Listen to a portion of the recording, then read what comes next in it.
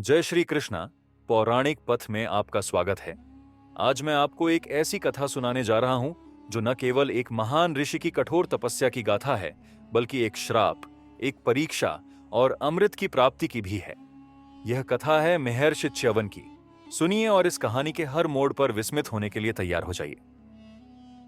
बहुत प्राचीन समय की बात है। हिमालय की गहराइयों में घने जंगलों के बीच एक दिव्य आश्रम था, जहां महर्षि भृगु अपनी पत्नी पुलोमा के साथ निवास करते थे। आश्रम में सदैव यज्ञ होते, वेदों का पाठ होता और वहां से एक दिव्य आभा प्रकट होती थी। सब कुछ शांतिपूर्ण था, लेकिन एक दिन एक अनहोनी घटना घट गई। जब महर्षि भृगु आश्रम में नहीं थे, तब एक महान दानव पुलोमन वहां आ पहुंचा। वह पुलोमा से विवाह करना चाहता था, लेकिन भृगु ऋषि ने उसे अस्वीकार कर दिया था। आज वह प्रतिशोध लेने आया था। जैसे ही उसने पुलोमा की ओर कदम बढ़ाया, तभी पुलोमा का शरीर कांपने लगा। भयभीत होकर उन्होंने परमात्मा से प्रार्थना की और तभी एक चमत्कार हुआ।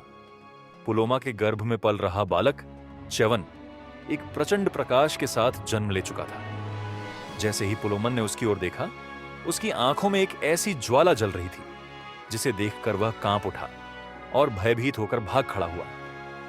इस प्रकार च्यवन ऋषि का जन्म एक दिव्य शक्ति के रूप में हुआ, जो आगे चलकर एक महान तपस्वी बनने वाले थे। वर्षों बीत गए। च्यवन ऋषि ने एक निर्जन वन में अपनी तपस्या आरंभ की। वे इतने गहन ध्यान में लीन हो गए कि धूल और मिट्टी उनके शरीर पर जम गई और उनका संपूर्ण शरीर एक मिट्टी के ढेर की भांति प्रतीत होने लगा। वे वहीं बैठे रहे, आंखें बंद किए, संसार से निर्लिप्त। और फिर एक दिन राजा शर्याती अपनी सेना और परिवार के साथ उस वन में आए। उनकी पुत्री सुकन्या एक चंचल और जिज्ञासु कन्या थी, जिसे हर नई वस्तु को देखने समझने में रुचि थी। चलते चलते उसकी दृष्टि एक विचित्र मिट्टी के ढेर पर पड़ी, जिसमें दो चमकती हुई आंखें दिख रही थीं। उसके मन में जिज्ञासा उत्पन्न हुई। यह क्या हो सकता है, उसने सोचा, और खेल खेल में उसने एक कांटे से वे आंखें भेद दी।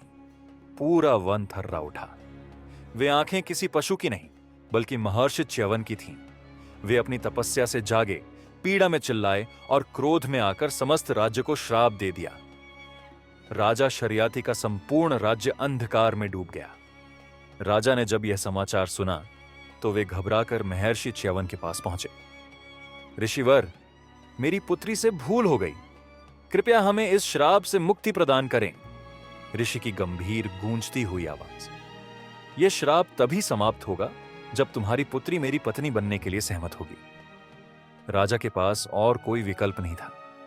सुकन्या को च्यवन ऋषि के साथ विवाह करना पड़ा। वह उनके साथ रही, उनकी सेवा की, परंतु उसका हृदय दुख से भरा हुआ था। उसने भगवान से प्रार्थना की कि उसके पति पुनः युवा और शक्तिशाली हो जाए। और तब आकाश में दिव्य प्रकाश हुआ। अश्विनी कुमार, देवताओं के वैद्य, वहां प्रकट हुए। उन्होंने कहा, हम तुम्हारे पति को पुनः युवा बना सकते हैं, परंतु तुम्हें एक परीक्षा देनी होगी।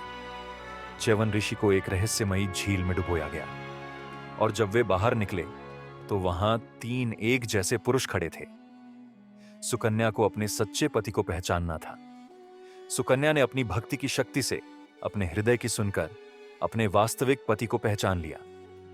जैसे ही उसने उन्हें प्रिय चुना, च्यवन ऋषि पुनः युवा एवं दिव्य स्वरूप में प्रकट हो गए। परंतु कहानी यहीं समाप्त नहीं होती। जैसे ही अश्विनी कुमारों ने महर्षि च्यवन को अमृत का स्वाद देना चाहा, तभी इंद्रदेव क्रोधित हो गए। यह अमृत केवल देवताओं के लिए है, तुम इसे प्राप्त नहीं कर सकते। इंद्रदेव ने अपना वज्र उठाया और च्यवन ऋषि पर प्रहार किया, परंतु च्यवन ऋषि ने अपनी शक्ति से वज्र को रोक लिया। च्यवन ऋषि ने जब इंद्रदेव के वज्र को रोक लिया, तो समस्त देवता स्तब्ध रह गए। इंद्र ने देखा कि ऋषि न केवल महान तपस्वी हैं, बल्कि उनमें दैवीय शक्ति भी है। उन्होंने अपना शस्त्र नीचे रखा और नम्र स्वर में कहा, हे महर्षि, आपकी तपस्या और भक्ति अतुलनीय है। आपने जो सिद्धि प्राप्त की है वह असाधारण है। मैं अपने अहंकार के लिए क्षमा चाहता हूं। च्यवन ऋषि ने मुस्कुराकर इंद्रदेव को आशीर्वाद दिया और कहा, इंद्र, किसी भी शक्ति का उपयोग केवल अहंकार के लिए नहीं, बल्कि सृष्टि के कल्याण के लिए होना चाहिए।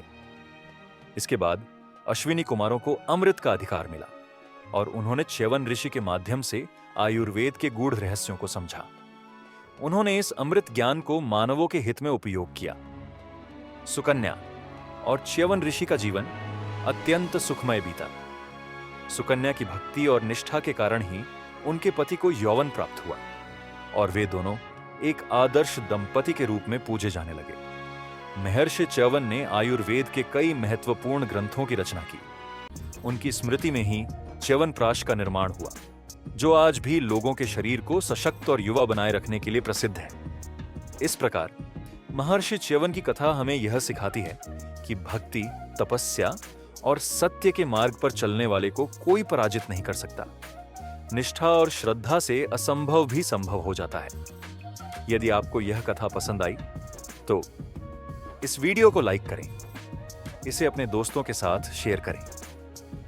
हिंदू पौराणिक कथाओं से और अधिक मनोरम कहानियों और जानकारियों के लिए पौराणिक पथ को सब्सक्राइब करें और ऐसी ही अद्भुत कहानियों के लिए जुड़े रहें। जय श्री कृष्णा।